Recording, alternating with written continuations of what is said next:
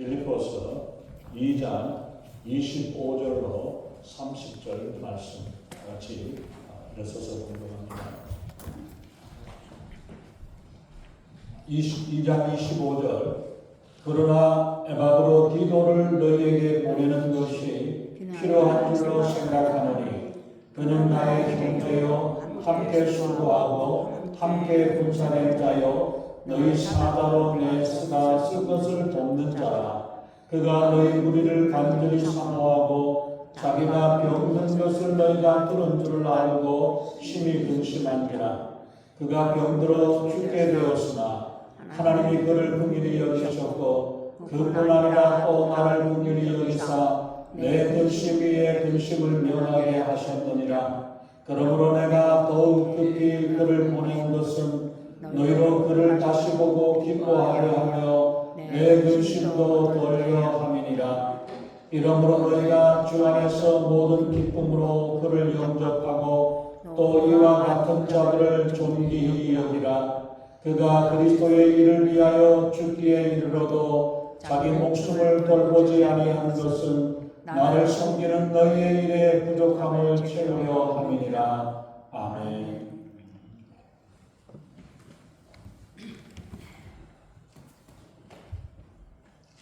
먼저 기도하겠습니다.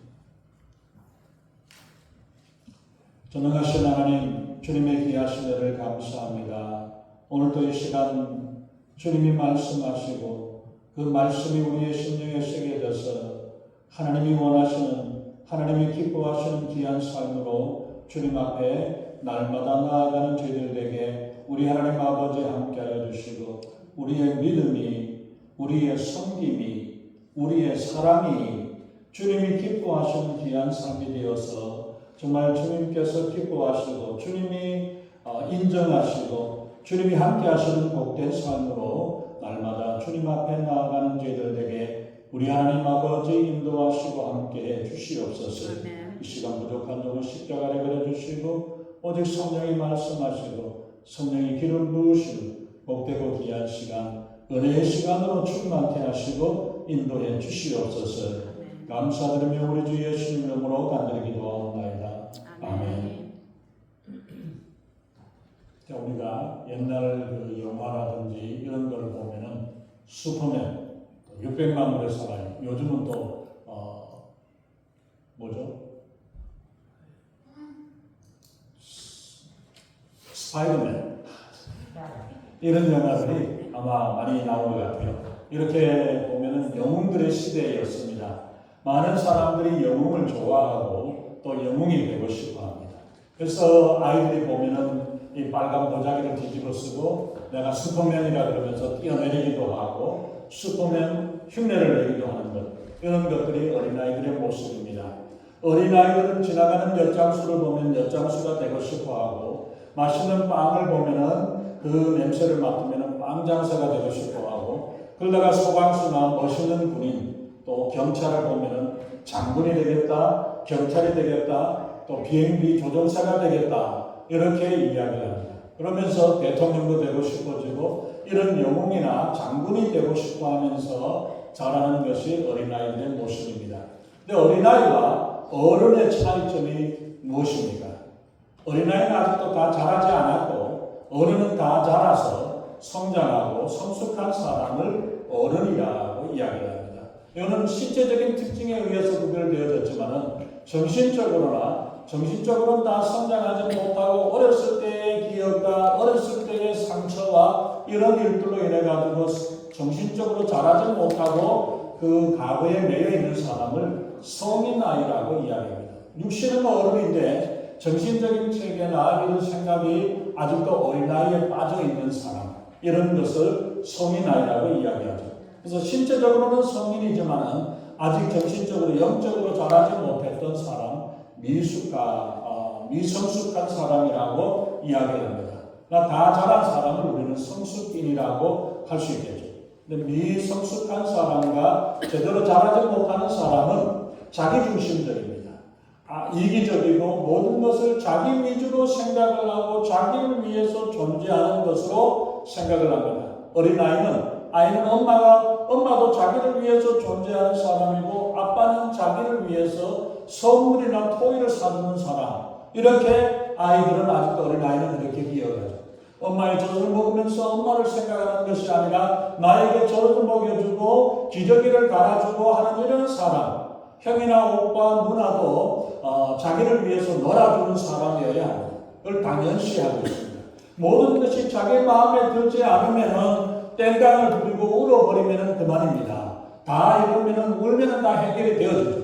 이런 모든 행동들이 바로 이 세상에 있는 모든 것들이 다 자기가 내 것이고 내 위주로 살아가는 나를 위해서 존재하는 걸로 생각을 하기 때문에 어린아이는 뭐든지 남의 것도 빼앗으려고 그러고 남의 것도 내가 하려고 그러고 모든 것이 다 내 것이 되어지고 이러한 일들로 되어집니다. 그러다가 조금씩 자라가면서 부모님의 고마움을 알게 되고 주변 사람들을 생각을 함으로써 살아갈 수 있는 이런 사람으로 우리가 자라게 되죠. 그런데 문제는 나이가 먹고 자라기는 다 자랐는데 아직도 정신적으로나 신앙적으로 다 자라지 못해가지고 아직도 이 세상이 전부 다 내 것이냐, 교회도 내 것이고 내 마음대로 주변에 있는 사람들도 다 나를 위해서 살려야 되고 나를 위해서 도와야 되고 이렇게 해야만이 생각하는 이런 사람, 아직도 영적으로 미성숙한 모습, 아직 철이 덜 들지 못했기 때문이라고 우리가 보아줄 수 있겠죠. 그럼 우리 교회에서는 보면은 미성숙한 사람이 많습니까? 아니면 성숙한 사람, 그런 사람이 많습니까? 우리 그전에 있던 교회는 보면은 이름이 미숙이라는 사람도 있고 어떤 분은 성숙이라는 사람도 있는데 그런 건데 이런 말이 아니라 내 신앙적인 모습, 내 정신적인 모습, 내 신앙적인 상태, 영적인 상태가 다 자라는 성장하고 성숙했던가 하는 것을 우리가 살펴봐야 되겠죠. 그래서 내 위주로 생각하고 살아가는 사람, 이런 사람은 아직도 다른 주변의 사람들이 보이지 않는 사람, 이런 사람들은 아직도 다 자라지 못했고 다른 사람을 생각을 하고 다른 사람들의 마음을 살펴보고 다른 사람들을 생각하고 이해해 볼 수 있는 이런 사람들은 이제 철이 들기 시작해서 이제 점점 자라고 성장한다는 사실을 보여주고 있죠.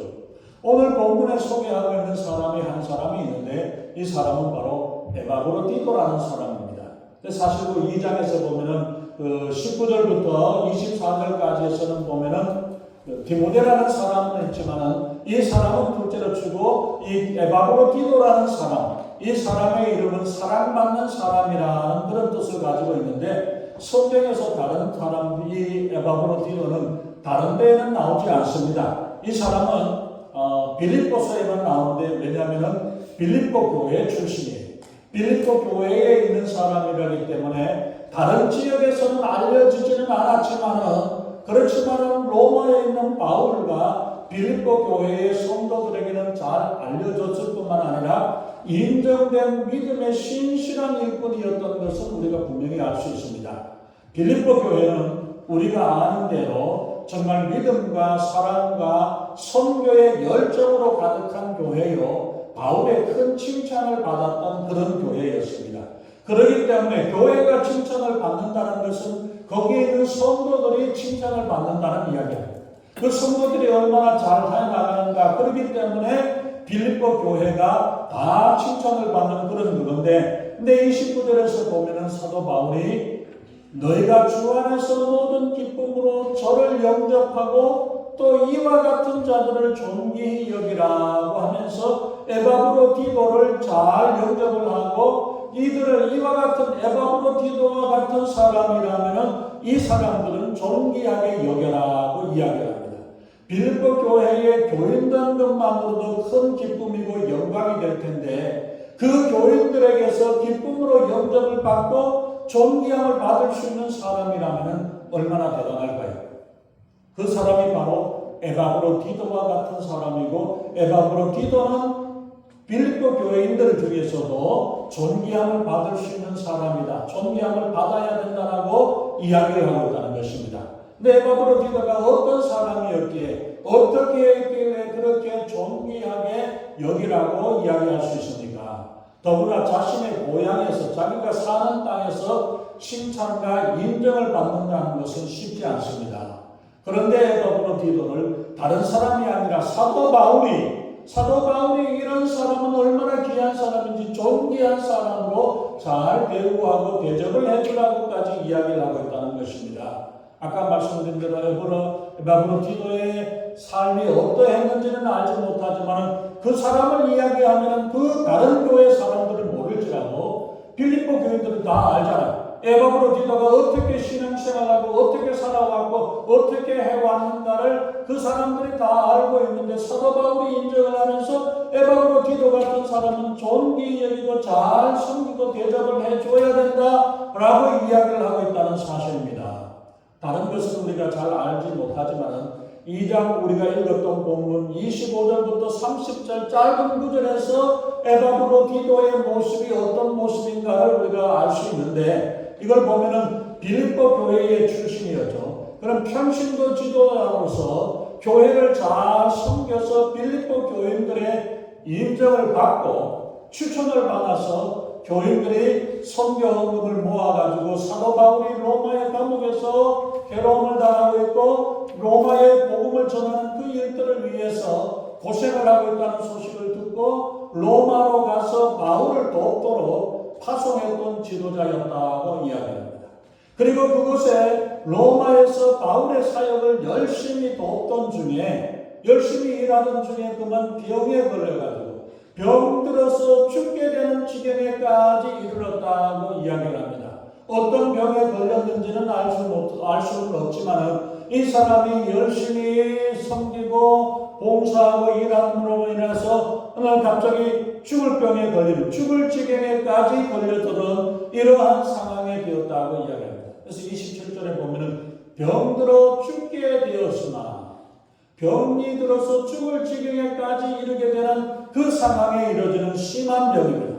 뭐 감기 며칠 앓았던 그러한 상태도 아니고 이 사람이 어떤 질병에 걸렸는지 모르지만 죽을 뻔한 그런 질병에 걸렸었고 죽을 위기에 놓였다라는 것까지 보여주고 있습니다. 선교사가 병이 들어서 죽으면 선교입니까? 순교입니까? 아닙니까? 선교사가 선교지에서 병이 들어서 죽었다면 파송한 교회의 반응은 어떻게 할까요? 어떤 반응이 나타날까요? 선교에 반대하는 사람들은 당장 봐라, 저거 봐라, 하나님이 원치 않으시기 때문에 그런 일들이 일어났을 거야. 이런 일들로 비방을 하기도 하고 수근수근 거리기도 하고 이런저런 이야기로 온 교회가 시끄럽고 요란하게 되었을 겁니다. 제가 그전에 텍사스에 있을 때에도 우리 텍사스 멕시코로 선교를 하고 캘리포니아에 있을 때도 여러 차례 선교했는데 달라스에 있던 어떤 교회가 1년에 2번, 3번씩 선교를 위해 가지고 멕시코로 갑니다. 15인용 밴을 빌려가지고 포장도 안 된 덜컹거리는 그 길을 멕시코의 그 길을 3길을 가서 선교를 하면서 짐을 잔뜩 싣고 가서 1년에 2번, 3번씩 선교를 하면서 가는데 교회가 큰 교회가 아니에요. 한 50명 정도밖에 되지 않는 교회입니다. 때로는 바쁜 와중에서도 보면은 성도님들이 시간을 내어가지고 한 주씩 두 주씩 다녀오는 일이 쉬운 일이 아닙니다. 그런데 한 번은 산길을 가다가 교통사고를 당해가지고 차가 빵꾸가 나가지고 굴러버리는 그런 큰 사고가 났습니다. 목사님도 교인들도 다치고 거기에 차가 빵꾸 나서 그런 가운데서 어려운 가운데서 어떻게 해가지고 그 차가 이제 다시 간신히 수습을 해갖고 왔습니다. 그 중에서는 보면은 교회도 작은데 왜 이런 선거를 하는가 이런 일에 그 하느냐고 하면서 사람들 중에서는 반대하고 좋아하지 않은 사람들이 있었어요. 그러던 사람들 중에서 안 그래도 목사님이 선교에 미쳤다라고 쑥덕거리면서 그렇게 했었는데 이제는 선교를 그만하겠지라고 생각을 하고 있었습니다. 목사님과 함께 갔던 집사님들과 청년들이 병원에 며칠을 병원에 입원했다가 이제 퇴원하려고 다음 주일날 돌아와가지고 선교 보고를 하는데 집사님들 중에서 또 청년들 중에서 다치고 거기 갔다가 다쳤던 사람들이 와가지고 앞에서 하는 이야기가 어려움이 있었지만 다음번 선교 갈 때도 꼭 저는 다 같이 가야 됩니다. 저를 꼭 데려다 주세요. 같이 가도록 하고 내가 다음번 선교 때도 또 가겠습니다라고 이런 간증을 하고 보고를 했습니다. 다친 사람들의 가족이나 온 교인들이 다 함께 은혜를 받고 하나님께 영광을 돌리며 이 교회가 더 선교에 열심을 내고 귀한 일들을 하게 되므로 많은 사람들을 전도해내는 일뿐만 아니라 교회가 더 풍미되는 그러한 역사들이 일어났던 일들을 우리가 봅니다. 이처럼 선교를 하다가 보면은 예기치 않는 어려움이 있고 문제가 생기기도 하고 이런저런 일들이 일어나기도 합니다. 빌립보 교회는 신실한 일꾼인 에바브로디도를 애써서 보냈는데 열심히 하다가 그만 병이 들어가지고 바울을 도와주기는커녕 오히려 어렵게 하고 짐이 되는 그러한 지경에까지 이르게 되었습니다. 어쩌면 에바브로디도보다도 자신이 가보고 싶은 사람들도 있었을지 모르고 이런저런 일들로 있었던 사람들이 있었는데 그런 일들로 불평하고 불만을 할 수도 그러한 상황이 될 수도 있지만 온 교회들이 에바브로디도가 로마에서 병이 들어서 죽게 되었다는 이야기를 듣고 안타까워하면서 근심하면서 기도하는 것을 봅니다. 26절에서는 보면은 너희 무리를 간절히 사모하고 자기 병든 것을 너희가 들은 줄을 알고 심히 근심합니다. 에바브로디도를 이야기합니다. 에바브로디도가 지금 죽느냐 사느냐 하는 그런 지경에 있는데 고향 교회 빌립보 교회가 자기가 아프다는 소식을 듣고 걱정한다는 이야기를 듣고 더 마음에 내가 더 근심을 하고 있는 심히 근심했다라고까지 이야기합니다. 아무것도 하지 않는 교회는 아무 일도 일어나지 않습니다. 그러나 기쁨으로 선교를 감당하는 교회는 아름다운 근심이 있습니다. 서로 상대방을 걱정하고 염려하고 근심하는 아름다운 걱정, 아름다운 근심이 있습니다.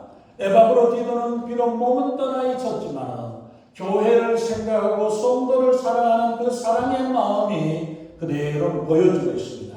말로만이 아니라 지금 병석에 누워가지고 있으면서 빌립보 교회를 생각을 하고 걱정하고 있는 모습, 어려움을 끼쳐드렸다는 그것을 생각하면서 병중에도 오히려 빌립보 교인들을 걱정하는 그런 모습을 볼 때에 오히려 얼마나 아름다운 마음인가. 심히 근심했다. 병이 심하여져서 병들어 죽게 되는 지경에까지 이르렀는데 오히려 그를 위해서 근심하는 그 모습을 봅니다. 그래서 27절에 보면은 하나님께서 저를 긍휼히 여기사 하나님이 긍휼히 여기시면 하나님의 은총을 입은 줄 믿습니다. 다른 사람을 더 생각하고 사랑하는 사람에게는 하나님께서 긍휼을 베푸시고 은총과 사랑으로 함께 하시는 줄 믿습니다. 근데 하나님의 긍휼로 에바브로디도가 죽을 뻔하다가 살아났습니다. 바울이 근심하던 중에 하나님의 긍휼로 내 근심 위에 근심을 면케 하셨다고 말씀하죠. 바울도 근심을 합니다. 걱정을 합니다. 근심에 근심을 더했다, 걱정에 걱정을 더했다라고 말씀을 하고 있죠. 지금까지 우리는 성경에서 뭐라고 말씀합니까? 걱정하지 말라, 염려하지 말라고 예수님이 말씀하셨고 사도 바울도 염려하지 말라고 이야기를 하셨는데 바울이 지금 근심에 근심을 더한 염려를 했다라고 이야기를 하고 있죠. 바울도 문제가 생기니까 걱정하고 근심하네. 뭔가 잘못된 것 같습니다. 믿음이 좀 없는 것 같습니다. 잘못된 근심, 세상적인 근심은 사망을 가져오지만 믿음의 근심, 하나님의 뜻대로 하는 하나님의 근심은 하나님께 영광을 돌리는 줄로 믿습니다. 그래서 고린도후서 7장 10절에서 말씀합니다. 하나님의 뜻대로 하는 근심은 후회할 것이 없는 구원에 이르게 하는 해결을 이루는 것이요 세상 근심은 사망에 이르게 한다라고 말씀을 하죠. 세상적인 근심을 가지면 그 근심으로 사람을 죽이게 하는 사망에 이르게 하지만 하나님의 근심, 하나님의 뜻대로 하는 근심은 오히려 하나님의 영광을 이루게 되어지고 구원을 이루게 된다라고 말씀을 하죠. 그러기에 여기에 이 바울의 근심은 세상의 염려와 걱정과 근심이 아니라 주를 위한 근심이요 주님을 위한 염려였기에 유익이 되는 줄로 믿습니다. 일반적으로 사람들이 걱정하고 염려하는 것에 60%는 실제로 일어나지 않는 일들을 근심하고 걱정을 하고 지레 걱정을 하고 있는 모습. 사람이 늦게 오면은 혹시 사고 나서 늦었는가? 왜 이러는가? 무슨 조바심이 나고 무슨 일이 났는가라고 생각을 하고 올 때까지 돌아올 때까지 걱정하고 염려하는 모습을 봅니다. 근데 60%는 다 실제로 일어나지 않는 일들을 쓸데없이 걱정하고 있다는 이야기입니다. 그리고 그 중에서 25%는 일어나도 별일 아닌데도 불구하고 걱정하는 쓸데없이 걱정하는. 그리고 8%는 정말로 일어나는 일에 대해서 근심을 합니다. 그리고 나머지 7%는 걱정을 한다고 해가지고 내가 어떻게 할 수 있는 일이 아니라는 사실입니다. 한국에 무슨 일이 일어나는데 내가 걱정을 한다고 뭔 일이 되어집니까? 그 일이 내가 할 수 있는 일이 아무것도 없어요. 그런데도 불구하고 걱정하는 모습입니다. 그렇기 때문에 우리가 걱정하는 근심거리, 걱정의 100가지 중에서 60가지는 쓸데없이 아무 일도 일어나지도 않은데도 지레 걱정하고 염려하는 거예요. 그리고 그 중에서 25가지는 일어나도 아무것도 아닌데도 불구하고 겪고 나서 보면 뭐 일어나도 그만이고 안 해도 그만이고 필요 없는 실제로 일어나지 않은 일이고 일어나도 별일이 아닌 것 쓸데없는 일을 가지고 걱정하는 게 85% 우리의 인생의 85%는 걱정하지 않아도 되는 일을 걱정함으로써 일어나는 일들이 되어진다는 이야기입니다. 그리고 8%는 실제로 일어나는 일입니다. 일어나는 일이기 때문에 필요한 걱정이고 필요한 염려이고 대비하거나 조심해야 되고 준비해야 될 필요 있습니다.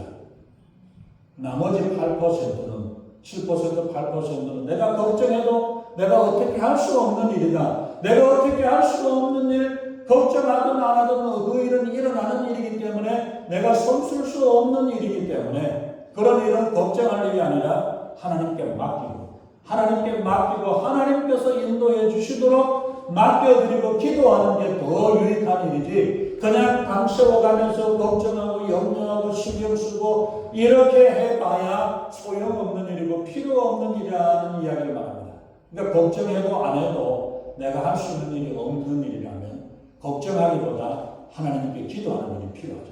쓸데없는 지나친 걱정, 근심은 스트레스가 되고 그것 때문에 조바심을 내고 더 큰 어려움에 되어지고 겪게 되어집니다. 그러나 우리는 이런 세상적인 근심이 아닌 하나님 뜻대로 하는 근심이 되어지기를 주님의 이름으로 축원합니다. 에바브로디도와 빌립보 교회와 사도 바울은 서로를 사랑하고 서로를 아껴주고 염려하고 위해주는 아름다운 사랑의 모습이 넘쳐나고 있는 것을 우리는 성경을 통해서 볼 수 있습니다. 문제가 있고 어려움이 생기면은 나 자신을 보다도 상대방을 생각하고 다른 사람을 먼저 생각하고 주변에 있는 사람들이 어떨까를 먼저 생각해 보는 것이 바로 성숙한 신앙인의 아름다운 모습입니다. 어떻습니까? 우리 교회는 이런 성숙한 신앙인이 많이 있습니까? 아니면 아직도 자기만을 먼저 생각하고 나만을 이해하고 나만을 위해주는 미성숙한 모습으로 살아오지 않았습니까? 에바브로디도는 어떤 사람이기에 그 신실한 빌립보 교회에서 대표로 뽑혀지고 필요하고 인정을 받고 사랑을 받으며 사도 바울이 저 사람은 믿음의 사람이고 저 사람은 존귀 여김을 받아야 될 사람이라고 존귀 여기라고까지 이야기를 하고 있는 거예요. 25절에 보면은 그는 나의 형제라고 이야기를 하죠. 예수님께서 말씀하기를 하나님의 말씀을 듣고 행하는 이들이 나의 형제요 자매라고 예수님이 말씀을 하셨던 것처럼 사도 바울이 나의 형제라고 이야기한다는 것은 이 사람은 바로 하나님의 말씀을 듣고 말씀에 따라 믿음으로 살아가는 사람이라고 인정을 해주고 있다는 이야기입니다. 형제와 같은 사람 대사도 바울이 나의 형제라고 이야기하고 인정할 수 있는 그런 믿음으로 살아갔던 이러한 신실한 사람이었습니다. 그리고 함께 수고한 사람이라고 함께 수고했다는 것은 함께 동력한 사람이고 그리고 아마 빌립보 교회를 세울 때에 에바브로디도가 함께 참여했을 것입니다. 수고했다는 것은 말로만 한몫 보는 사람이 아닙니다. 남의 사기를 꺾어내고 남이라는 일에 이렇쿵 저렇쿵 하는 사람이 아닙니다. 내가 먼저 수고하고 내가 먼저 기도하고 내가 먼저 봉사할 줄 아는 사람 함께 수고했다는 이야기죠. 그리고 함께 군사된 사람이라고 이야기합니다. 하나님의 나라의 복음을 위해서 싸우는 분사입니다. 십자가의 분사요 생명을 건 존으로서 함께 전쟁에 참여하고 함께 영적인 싸움에 나갔던 구경꾼이 아니라는 이야기입니다. 갈라백이 아닙니다. 바울이 어려움을 당한 것을 보고 자신을 아끼지 아니하고 찾아와서 돌보아준 일꾼이었습니다. 로마에 구경하기 위해서 구경으로 갔던 사람이 아니라 하나님의 일을 하고 하나님의 뜻을 이루기 위해서 그 힘든 일을 먼 길을 마다하지 아니하고 갔고 자기 마음을 돌보지 않아서 죽을 병에 죽을 지경에까지 처하게 되는 만큼 열심히 했던 그러한 함께 군사된 일꾼이었다고 말씀합니다. 힘들고 어렵고 식사도 제대로 하지 못하는 고생하는 것이 바로 선교지입니다. 그 다음에 네 번째로 보면 사도 바울이 에바브로디도에게 너희의 사자라고 이야기를 합니다. 사신이고 사도라는 이야기를 표현합니다.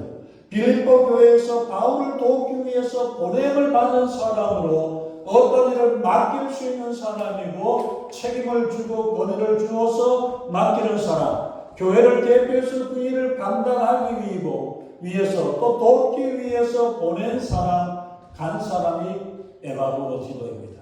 빌립보 교회 여러 성도들 중에서 그래도 이 일을 잘 감당할 수 있겠다라고 생각해서 맡겨준 사람이라는 것입니다. 그리고 나의 쓸 것을 돕는 사람이라 섬기는 사람이요 봉사자라고 이야기합니다. 바울의 필요를 위해서 도와주기 위해서 선교를 돕기 위해서 바울의 모자란 그 부분들을 채우기 위해서 물질적이든지 힘든 부분이든지 어떤 부분에서든지 보이지 않는 부분을 위해서 돕기 위해서 돕는 자로 나아갔다라고 말씀을 하죠. 우리 목사의 일을 위해서 우리가 하는 일을 위해서는 목사는 이를 감독하고 지시하고 명령하는 이러한 모습으로 일꾼으로 살아가는 것이 아니라 목사는 일꾼들이 성도들이 일을 잘하도록 코치하고 돕고 훈련하는 일을 맡아서 담당하는 일입니다. 에바브로디도는 한번 보세요. 에바브로디도는 바울을 돕는 일이었지만 그 일도 그리스도의 일이라고 말씀을 하고 있죠. 30절에서 말씀합니다. 그 일을 위하여 자기 목숨도 돌아보지 아니하고 성실껏 최선을 다해서 감당하는 모습이 에바브로디도입니다. 굳은 일을 마다하지 아니하고 힘든 일들이나 남들 앞에서 나서는 일이 아니더라 할지라도 보이지 않는 곳에서도 그 일을 최선을 다해서 감당하고 있는 이 에바브로디도의 신실한 모습을 보여주고 있습니다. 얼마나 멋진 사람입니까? 이런 사람이라면 저는 날마다 얻어드리겠습니다. 스데반 집사를 예수님께서 하늘 보좌에서 번쩍 일어나서서 그 스데반 집사를 맞이하는 그 모습 맞이해 주셨듯이 주님께서 그를 맞이해 주셨듯이 에바브로디도가 병이 나서 돌아갈 때에 이런 사람을 존귀히 여기라고 하고 잘 대접하고 대우하라고 이렇게 이야기했던 것처럼 온 교회가 모두 기쁨으로 저를 영접하고 이와 같은 자들을 존귀히 여기라고 말씀하셨던 것처럼 주님을 사랑하고 주님을 섬기며 다른 사람들을 위한 이런 귀한 사람들을 통해서 온 성도들이 존귀히 여기고 사랑하고 섬기는 이 아름다운 모습들이 우리 성도님들의 모습이 되어줄 수 있기를 바랍니다. 직분을 맡았다고 해서 내가 기도한다고 해서 내가 봉사한다고 해서 자랑하는 자세가 아니라 직분을 맡았으면 나 자신을 위해서 자신을 생각하고 신앙생활하는 것이 아니라 다른 사람을 섬기고 다른 사람들을 사랑하고 다른 사람들을 위해주고 살펴줄 줄 아는 성숙한 마음을 가지고 다른 사람들로부터 인정을 받고 하나님으로부터 존귀한 일꾼으로 인정을 받는 우리 성숙한 신앙생활을 하는 우리 귀한 성도님들, 우리 로노타니 침례의 성도 한 분 한 분 되시기를 예수님의 이름으로 축원합니다. 아멘. 예수님을 위하고 교회를 위하고 우리 성도들을 생각하고 주변 이웃을 생각할 줄 아는 마음으로 섬기고 봉사하는 존귀한 성도, 존귀한 일꾼 되시기를 예수님의 이름으로 축원합니다. 기도하겠습니다. 전능하신 하나님, 주님의 귀하신 은혜와 사랑을 감사합니다. 에바브로디도의 그 섬김과 사람과 그 정말 헌신적인 그 모습을 통해 하나님의 나라를 위하고 하나님의 일을 위해서 수고하고 목숨을 아끼지 아니하고 수고했던 에바브로디도의 모습을 봅니다. 하나님, 우리 사랑하는 성도님들 한 분 한 분이 나 자신을 위하고 생각하는 모습이 아니라 서로를 위하고 이웃을 생각하고 주변 사람들을 먼저 섬기고 사랑하며 아낌없이 기쁨으로 감당하고 수고하는 아름다운 모습을 통해 우리 하나님께 영광이 되고 기쁨이 되어지며 다 많은 사람들 앞에 존귀한 자라고 인정받을 수 있는 귀한 믿음으로 승리하며 살아가는 저희들 모두가 되게 우리 하나님 아버지 인도하시고 함께해 주시옵소서. 이제 하나님이 기뻐하시고 하나님이 원하시는 아름다운 모습으로 저희를 서로를 사랑하고 섬기는 귀한 일들로 우리 주님께 영광 돌리며 살아가는 저희들 되게 우리 하나님 아버지 역사하시고 인도해 주시옵소서. 감사드리며 우리 주 예수님 이름으로 간절히 기도하옵나이다. 아멘.